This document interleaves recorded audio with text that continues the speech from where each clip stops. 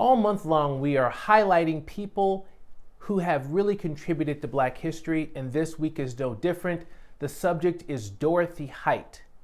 If you've never heard of Dorothy Height, well then today's video is going to be something that I think you'll find very important. You know, often when we talk about civil rights, women are left out. Of course, we know the names of Rosa Parks, but just like Martin Luther King and other male members of the civil rights movement, there were females working just as hard. So I want to talk a little bit about Dorothy Height today, and unlike a lot of other videos, I want to actually reference notes. So you'll see me look down because I want to make sure that I get all of the points right in Mrs. Height's life.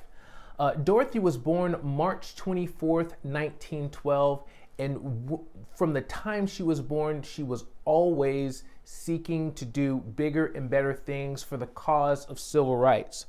Well, fast forward a little bit till 1958, where she was named the president of the National Council on Negro Women.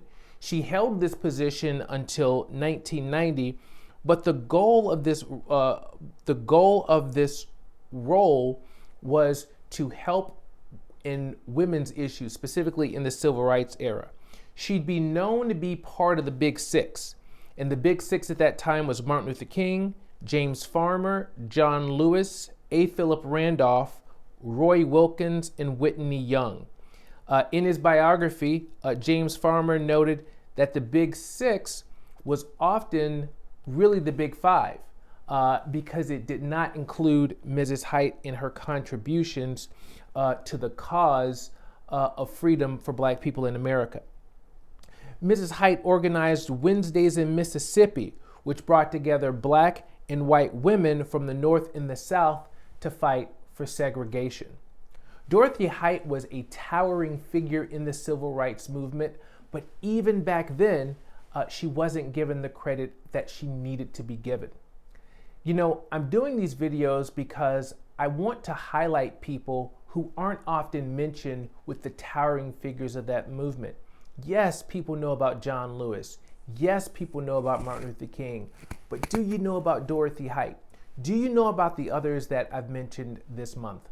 I think it would do you very good to do a little bit of research, do a Google search, do something to learn more about these figures. Yes, we need leaders who do great and big things, but there are also people behind those leaders and doing just as good as them to kind of help for the cause of civil rights. So we'll be back next week for our final video, and we'll see you then.